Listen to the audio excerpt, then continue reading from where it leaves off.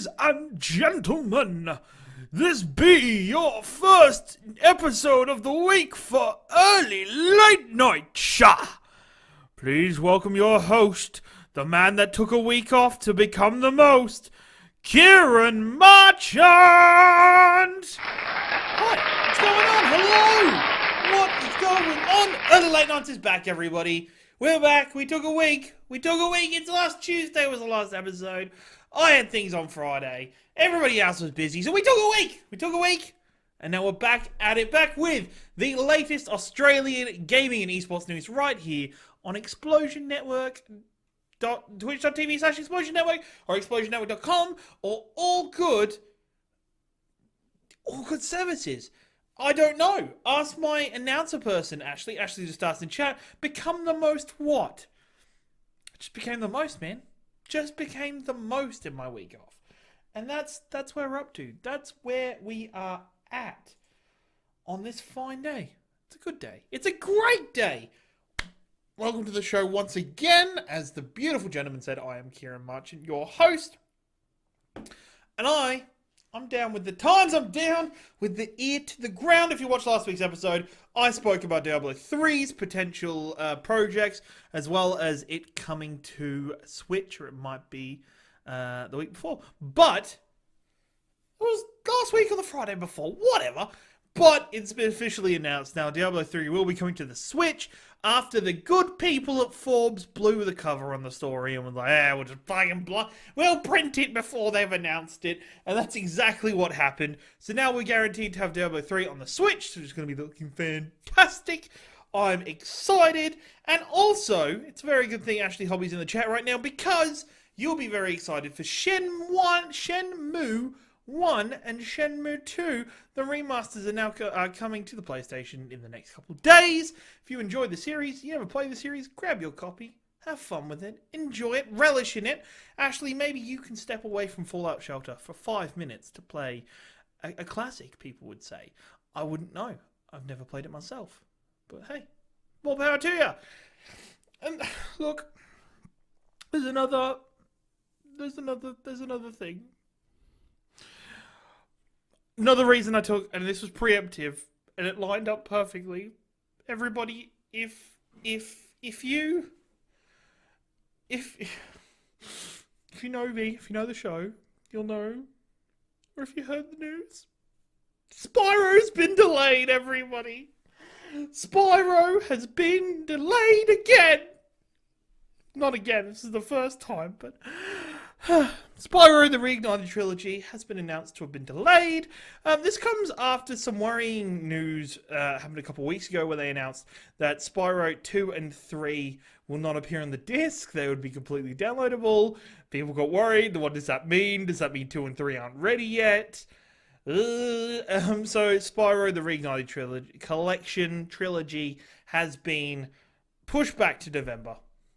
Could be a good thing. Could be a bad thing.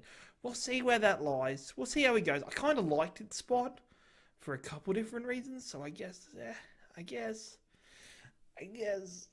what we're doing. So I had a heartbreak. Probably would have spent the whole episode on Friday whinging. So you probably dodged a bullet on that one. But oh well.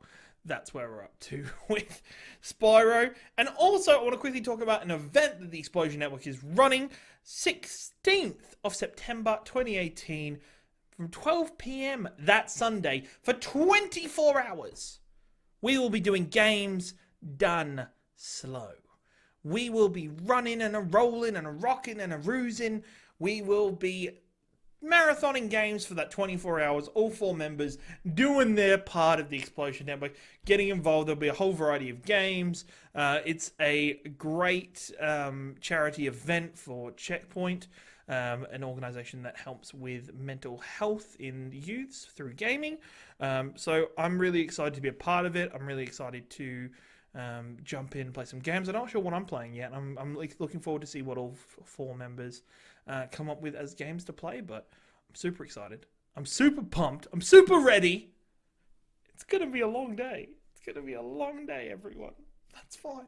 That It's fine. On tonight's show, we're going to be talking about Life is Strange Season 2.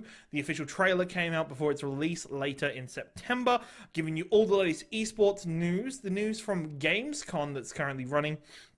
And I want to talk about the evolution of the world of gaming as a job, I guess is the best. Gaming as a job, gaming positions, and what the changes in gaming nowadays.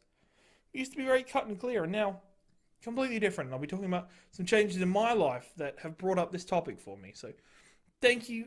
Let's dive in. Let's go, everybody. I've wasted enough of your time and enough of my time. But please do check out the website, explosionnetwork.com, for Games Done Slowly. I was going to say that, but it's just been put in chat. So check out our explosionnetwork.com for more information.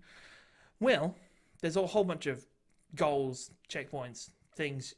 I'll be doing. If you reach $200, I'll be streaming from PAX. That's one. That's a one. Anyway, let's go on to Life is Strange Season 2. If you don't know already, I'm a big Life is Strange fan. I really enjoyed Life is Strange 1. I enjoyed Before the Storm. I enjoyed Captain Spirit. I was going to Captain Strange. I went to call it Captain Strange again, people. If you watched an episode before, you know I regularly stuff up the name of that game, but whatever. Captain Spirit came out as a teaser for the next season, or a play-alone demo that was kind of a season. Hey, who knows? It's where we're up to, but it's now been a release of a trailer that kind of lays out what we're going to be experiencing in Season 2. Season 2 centers itself around two brothers and their journey from Seattle, Washington to Mexico. And if you remember the teaser trailer that happened a little while ago, which we talked about again on the show, that there was some dash cam footage of a police officer yelling at somebody or trying to calm somebody down. There was a fight. The police officer then gets thrown into the car and the car rolls.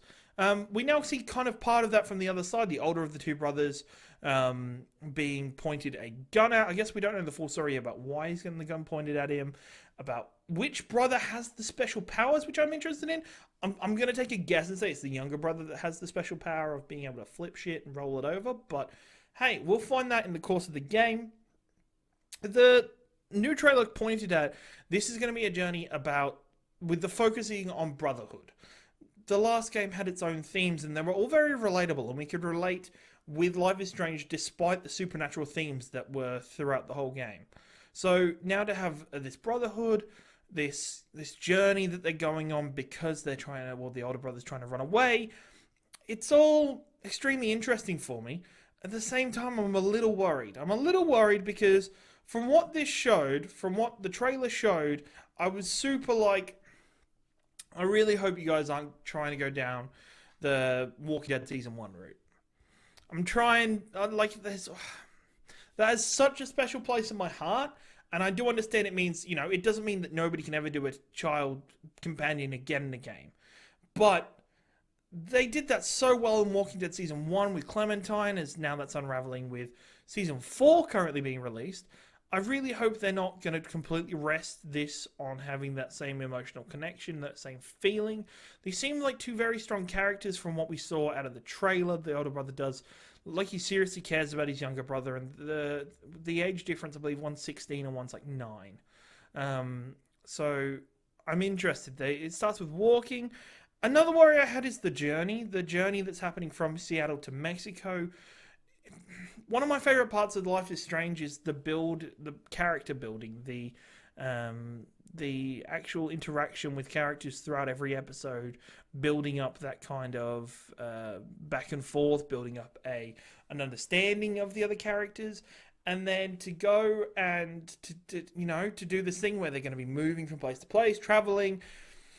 Is it going to be about them being in one spot? How does Captain Spirit connect into this? Because the two brothers are seen at the end of Captain Spirit in the demo, minor spoilers.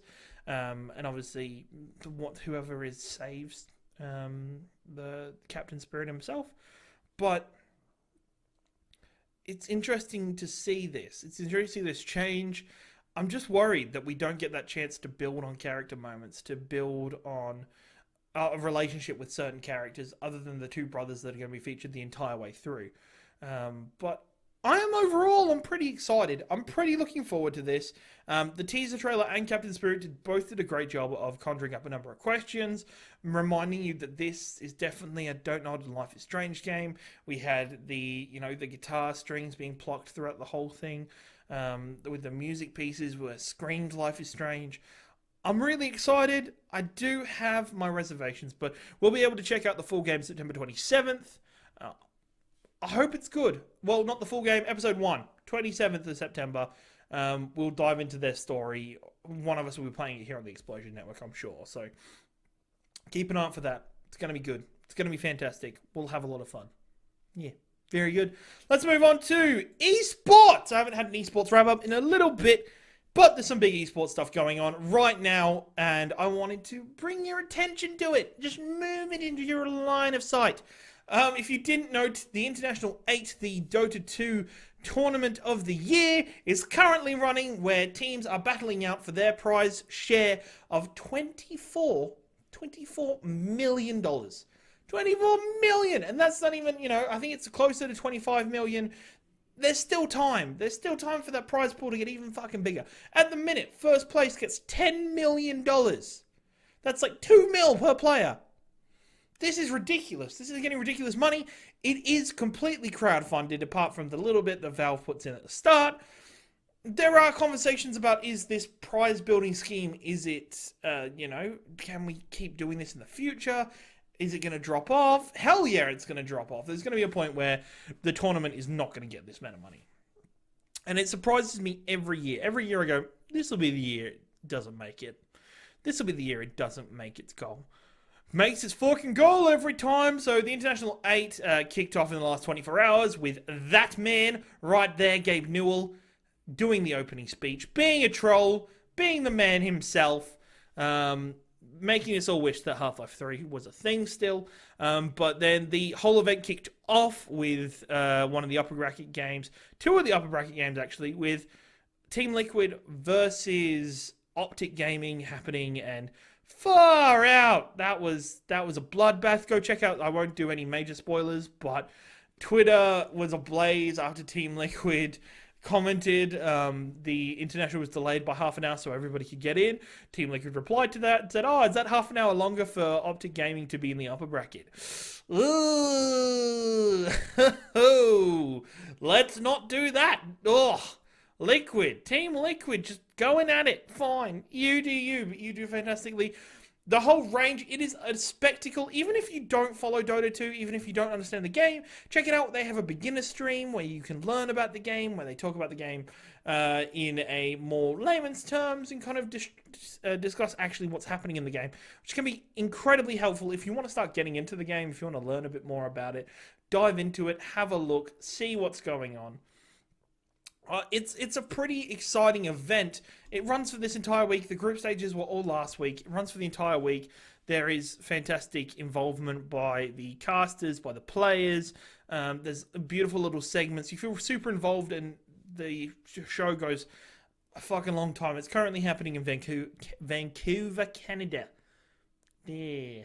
Vancouver, Canada. So there is a little bit of time delay between us here in Australia, but it's still a reasonable time. It's still a fantastic event to watch. So if you do get a moment, even if you go check out a rerun on their Twitch, or you go look through VODs, it's a fantastic event to support, so stay on it. Now, to the love of my life, Overwatch. My current love of my life, Dota 2 is my ex. Now, current Overwatch, current thing, love, passion, event, is Overwatch. And Overwatch has started its World Cup event. We had teams from Finland, Korea, Hong Kong, Chinese Taipei, Russia, and there's one more that I can't. Japan play off in the first set of group stages in Korea over the weekend for 2 spots at the World Cup series at BlizzCon. And Finland and Korea have gone through a fantastic set of events, a fantastic bunch of games. There were a lot of 4-0s at some point. Team Finland was very heavy with Overwatch League players, as so was South Korea. They were all fantastic games. Team Russia continues to lose and miss out at like the last possible moments. It's the second year in a row that they've missed qualifying. It's the third year in a row that they've been beaten by South Korea out for something. It's maybe give them a different group. Maybe give them a different group. But we're going to be seeing more and more group stages happening in the coming weeks. Look out over September 7th and 8th, where we'll be having I believe it's the Thailand. I think it's in Thailand group stages where Team Australia will be playing. If you want to see how Team Australia are shaping up, go to twitch.tv/Jane or any of the Australian players, Custer himself. There was a Canada versus Australia show match on Sunday, which was fantastic. It gave a good gauge of where all the players were, despite them all playing at high ping. I'm so sorry, Shorefall, but whatever. It's a fantastic event. They're all playing for their spots at BlizzCon in the World Cup. But the group stage event, as well as the international, have run into technical difficulties. At the World Cup, one of the games completely froze mid-game. Their LAN completely dropped out on site. And it was really rough because it was one of the biggest games of the weekend. South Korea versus Finland. Finland had just enrolled this amazing strat, this awesome strat to keep South Korea in their spawn for as long as possible. They were going really well and the game crashes, and they have to restart the entire game. They have to restart the match. And it's like, what? What do you mean? Like, poor Finland, they, give it to them. They rolled out the exact same comp, and thank goodness they were able to continue and win out Rialto. But, it just gave them extra time for South Korea to unravel the mystery that was the team comp they were playing against, how to beat it, and it just kind of sucked. And the same thing happened with the international in the group stages. There were audio issues throughout the whole event. And for two events that are run by massive organizations like Blizzard and Valve, and this is Valve's 8th event, Valve's 8th international every year for the last 8 years since 2010, and far out. Can we stop doing this, please? Can we please stop doing this? There should be better rule sets and better fail-safes if these things happen. It's completely possible for them to do it, so they should just put more effort and time into this. Put more love and care. Take it so that if you freeze in an Overwatch game, you don't have to restart the whole match. Don't do that. There was a bug in the client a couple months ago where if the game paused, you couldn't unpause it. And I think this might have been the same issue because of that client bug that they couldn't fix on escort maps. It's a whole thing, and it's really frustrating to watch. It's really frustrating to be a part of. So I really hope organizations take a better look at their fault responses and the way they deal with technical difficulties as a whole. If you tune in for the international later in the week, there will be more testing of OpenAI against the Dota pros, so that'll be interesting to see. The AI did win out in the games. I believe it was 2-3. I think they won 3-2 a couple hours ago against previous pros, so I'll be interested to see another tech run of them in the international. There was a bit of an oopsie yesterday where Steam TV was unraveled. This is supposed to be like Steam's version of Twitch or Steam's version of Mixer. Steam! Stop doing that. Stop trying to become shit. If you've opened up Steam recently, you'll now notice that the chat function now looks exactly like Discord. Let's stop doing it. Just stop. And finally, with a heavy heart, I need to say goodbye, Fisher, from the Overwatch team LA Gladiators, which is my team. He has moved on after some difficulties at the end of the season. He's moved on to Soul Dynasty as their new main tank player. So that'll be interesting. I'm interested and excited to see all the future team movements from players in the Overwatch League who are going to be filling out the latest, the two new teams, as well as what player movements are going to be moving around between team slots now. So keep your eyes peeled. Keep them right here at Early Late Nights. We'll be giving you the latest esports news every week as long as it keeps coming out and it's pushing through. We'll be talking about it right here, so stay tuned for more of that. If you didn't know, one of the kind of the small big events of the year, Gamescon 2018, is happening right now in Germany. And this is an event that I find really funny because there's some big announcements made, but there's not a massive thing made out of it. It's not E3, it's not Paris Games Week, it's Gamescon. And a whole range of announcements come out based on hardware tech, based on games, and we're going to be going through a couple of the biggest stories so far. If you see running at the minute is the trailer for Battlefield 5 of another map. God, that game looks pretty. God, the game looks in depth. I'm really interested to see how well it does. I know Battlefield 1 is marred with issues, and there's issues with the servers at the minute, Australia. I really hope that DICE come forward in EA, come forward with this game and really bring out a fantastic game, because the trailer does a lot of justice. The tank play looks amazing. The character designs and the map design looks pretty good for a World War II game, because, World War II is generally just muddy and green. But as Ashley said, not historically accurate, apparently. But who cares? Who gives a fuck? Also, Nvidia announces their latest RTX series of graphics card. No, not the Rooster Teeth convention. No, RTX 2080s. It released their newest graphics cards with the newest designs, with their newest formatting and their hub layout, I think they call it. We're not tech gurus here at the Explosion Network, but thought it was really interesting. The price is fucking enormous. If you want the TI version, it's like 1,899 dollars for the TI version. I think there's only 2 versions available online and 1 version available that's only available in stores, but I think you'll be able to buy 3 in stores. Check that out. It's not something I would suggest looking into just yet. Really, this is a great time to get onto the 1080 series. Get yourself a 1080 Ti. It'll be fucking cheaper coming up. So, hey, may as well. You'll be on the cusp of it being really good and before it's downpour. So, downpour, downturn. But, hey, it is what it is when it comes to that. Also, we have news from our friends at CG Project Red. No, CD Project Red. There's going to be the latest news from Cyberpunk 2077 later this week at Gamescon, so keep your ear to the ground, keep your eyes peeled. Hopefully we see more of that robotic goodness, and hopefully more news on the game, because we got a lot of E3, well, not a lot, we got that trailer, so let's hope we get maybe a bit of gameplay, a bit more about the characters. I'm super excited. I hope you are as well. If you're an Overwatch fan, as I've said previously, I'm a big one. Overwatch are going to be announcing tomorrow a new cinematic, releasing a new cinematic even, along which I'm guessing is going to be, they haven't mentioned what characters are going to be about. I'm guessing it's about D.Va, because it's going to fit in with its new Korea map. I think there's a new Korea map that's been rumored to be coming, so keep your eye out for that. Valve continues to push fucking card games, because let's argue about shit. Let's be better than Blizzard. Artifact, that was getting boos last year when it announced, is now getting cheers. So we'll see how it comes into effect and how it opposes Hearthstone. Artifact using, the Valve characters and creations from, Dota 2, Left 4 Dead, Half-Life, Portal, all of that. We'll see how that goes. And finally, the last bit of news that I really want to talk about is ID Software's game Sekiro Shadow Dies Twice, which was announced at E3. It's going to be released in March 2019. Fucking the start of next year. Let's just go. Fucking go. Just everything's coming out. January, February, March. We're all aboard that ship.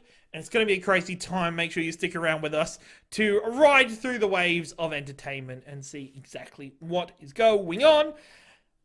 What are you enjoying from Gamescon? Come hang out Friday for the episode. I'll be talking about everything that's gone on in Gamescon. I'll be giving my review of it. I'll be talking about what's exciting, and I want to hear more from you at Explosion Pod on Twitter, or at your boy Ringo for my personal Twitter. Let me know what you think. Let me know what you saw there. If you were there, give me a shout out. Appreciate it. Thank you very much. Now, for the tidbit of the show, to wrap everything up in a nice bun, let's talk about a quick tidbit about evolution in gaming. How gaming can change in a way that impacts the whole landscape and the community of gaming. Because previously in life, it was really all about game development. You have to go make a game, you have to go test a game, you have to go be part of the publication of the game, you have to be part of the media of that game. And that kind of grew in itself. And then eSports and Twitch streaming came out, and it was like, you have to be good at games, or you have to be entertaining while you're playing games. And now this, as gaming evolves into esports, as gaming evolves into more of a community-based thing, you no longer have to be amazing at games to find your place in it. You don't have to be good at games. You don't have to have a special skill.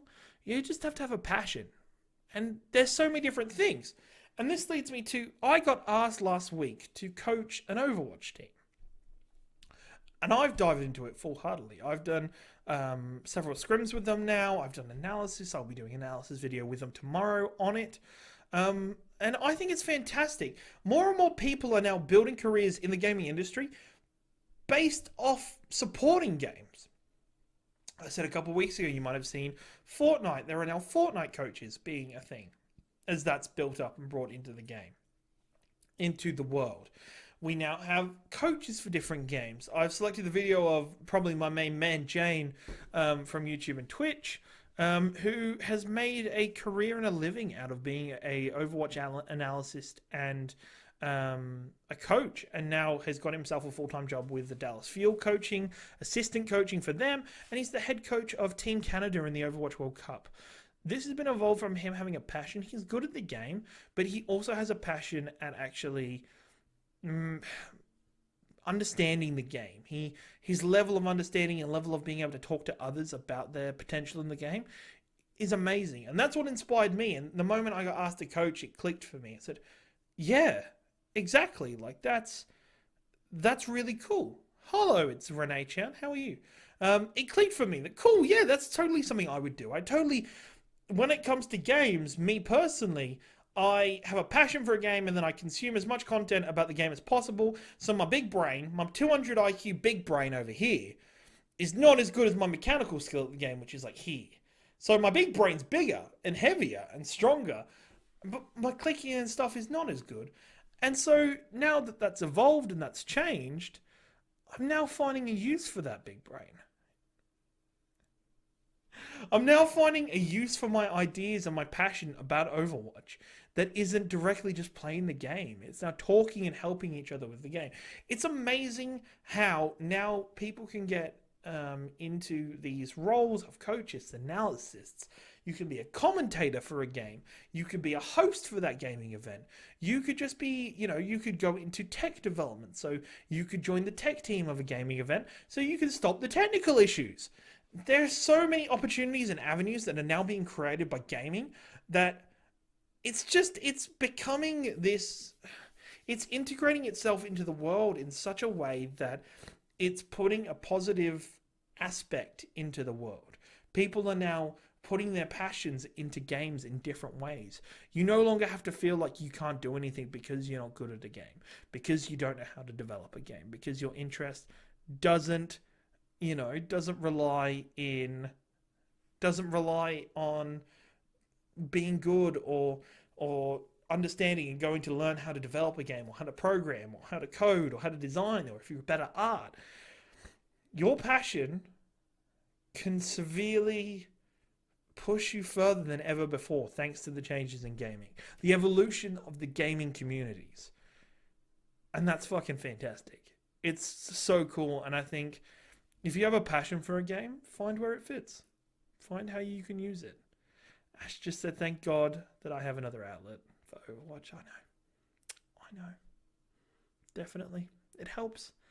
But if you want to see my coaching, or if you want to see any more extent of people's passions for gaming on this channel, on this show, on our Twitch, on our YouTube, on our website, tweet at me.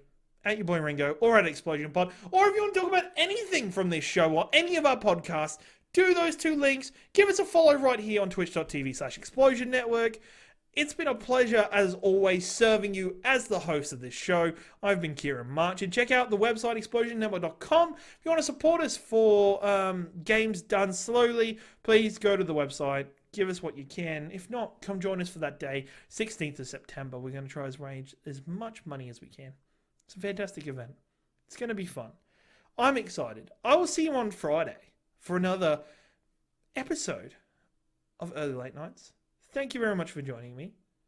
I'll see you later. But always remember, Early Late Nights is here as I wrap up and then remember, oh no, I have more to say. Don't wrap up anymore. I've ripped open and I'm going to rewrap it in the same crap, everybody. I'm going to rewrap it in a second. Don't remember, if you enjoy the show, make sure you come check us out every Tuesday and Friday at 6:30 p.m. Australian Eastern Standard Time. If you can't make it live to the show, that's completely fine. Check it out on Wednesdays and Saturdays, 7 p.m. on youtube.com/Explosion Network or on all good podcasting services. Thank you once again for joining me. I've been your host, Ciaran Marchant. This has been Early Late Nights. I will see you on the flip side. Thank you very much. Have a great night.